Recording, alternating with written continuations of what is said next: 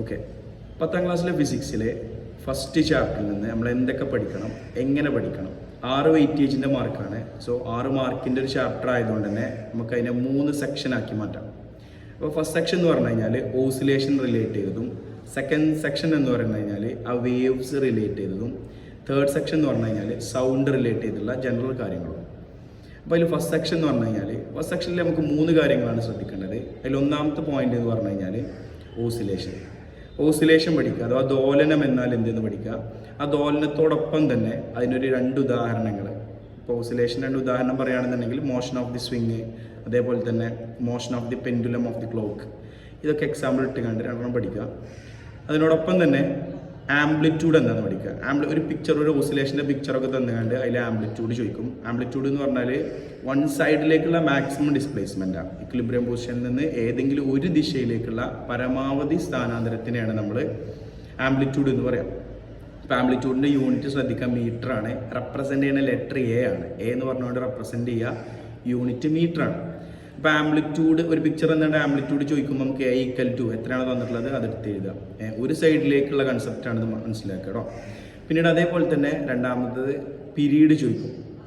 Period എന്ന് പറഞ്ഞു കഴിഞ്ഞാൽ the time taken four one complete oscillation.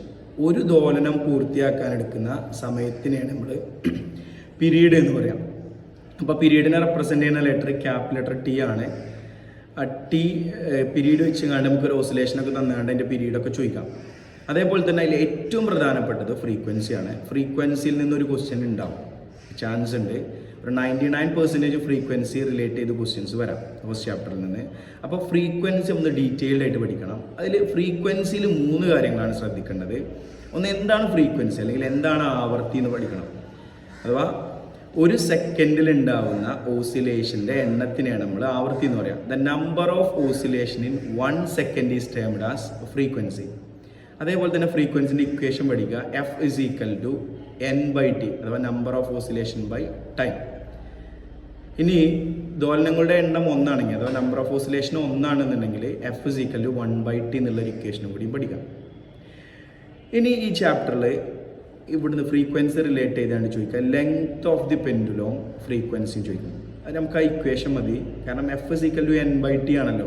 അപ്പോൾ എന്നും എഫും ഡയറക്റ്റ്ലി പ്രൊപ്പോർഷനിലാണ്. അഥവാ നമ്പർ ഓഫ് ഓസിലേഷൻ കൂടുമ്പോൾ ഫ്രീക്വൻസി കൂടും, നമ്പർ ഓഫ് ഓസിലേഷൻ കുറയുമ്പോൾ ഫ്രീക്വൻസി കുറയും. ഈ ഒരു കൺസെപ്റ്റ് നമ്മൾ എടുത്തിട്ടുണ്ടെന്നുണ്ടെങ്കിൽ ലെങ്ത്തുമായിട്ട് നമുക്ക് കണക്ട് ചെയ്യാം. ഇപ്പോൾ നീളം കൂടും. 2 പെൻഡുലം നിന്നിട്ട് ഒരു പെൻഡുലം കുറച്ച് ലെങ്ത്തും ഒരു പെൻഡുലം കുറച്ച് കൂടുതൽ ലെങ്ത്തും വെച്ച് തരും. ലെങ്ത്ത് കൂടിയ പെൻഡുലത്തിൽ നമ്പർ ഓഫ് ഓസിലേഷൻ കുറവായിരിക്കും. അതല്ല, പെൻഡുലത്തിൻ്റെ ലെങ്ത്ത് കൂടുമ്പോൾ അതിൻ്റെ നമ്പർ ഓഫ് ഓസിലേഷൻ കുറയും. നമ്പർ ഓഫ് ഓസിലേഷൻ കുറഞ്ഞു കഴിഞ്ഞാൽ ഫ്രീക്വൻസിയും കുറയും. അപ്പോൾ നമുക്കിത് കണക്ട് ചെയ്യാൻ പറ്റും ഇങ്ങനെയാണ്. അല്ലെങ്കിൽ നിങ്ങൾ ഈ ഒരു പോയിന്റ് മാത്രം ആലോചിച്ചാൽ മതി.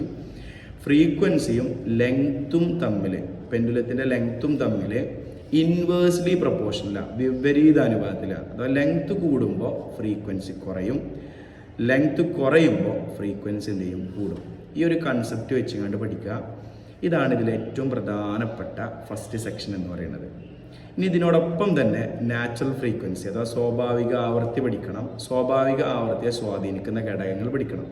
ഇവിടെ ക്വസ്റ്റ്യൻ വരാൻ ചാൻസ് എന്ന് വെച്ചാൽ, ഇപ്പോൾ ഒരു അലുമിനിയത്തിൻ്റെ പാത്രം, അതേ സെയിം പാത്രം തന്നെ ഗ്ലാസിൻ്റെ ഒരു പാത്രം താഴത്തേക്ക് ഇടുകയാണെന്നുണ്ടെങ്കിൽ അത് രണ്ടും 2 ഡിഫറെൻറ്റ് സൗണ്ട്സ് ഉണ്ടാക്കി. അതിന് കാരണം എന്താണെന്ന് ചോദിക്കും. അതിന് കാരണം നാച്ചുറൽ ഫ്രീക്വൻസിയാണ്. കാരണം നാച്ചുറൽ ഫ്രീക്വൻസിനെ എഫക്റ്റ് ചെയ്യുന്ന 4 ഫാക്ടേഴ്സ് പഠിക്കണം. സ്വാഭാവിക ആവൃത്തിയെ സ്വാധീനിക്കുന്ന 4 ഘടകങ്ങൾ.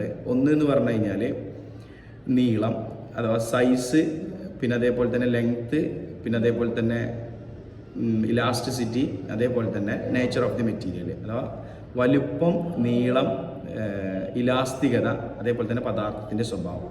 ഇത് 4 പോയിന്റ് പഠിച്ചു വെക്കുക. ഈ 4 പോയിന്റ് കണക്ട് ചെയ്തുകൊണ്ട് നാച്ചുറൽ ഫ്രീക്വൻസി അഥവാ സ്വാഭാവിക ആവൃത്തി എന്ന ക്വസ്റ്റ്യൻസ് വരാം.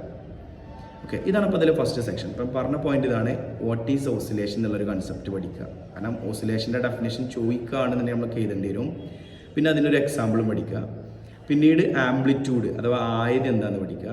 പിന്നെ ആവൃത്തി എന്താണെന്ന് പഠിക്കുക. അതിൻ്റെ ഒപ്പം തന്നെ പീരീഡ് എന്താണെന്ന് പഠിക്കുക.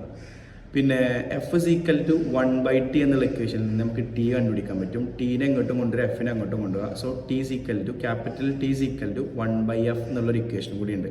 അതും കൂടി ഒന്ന് ജസ്റ്റ് നോക്കുക.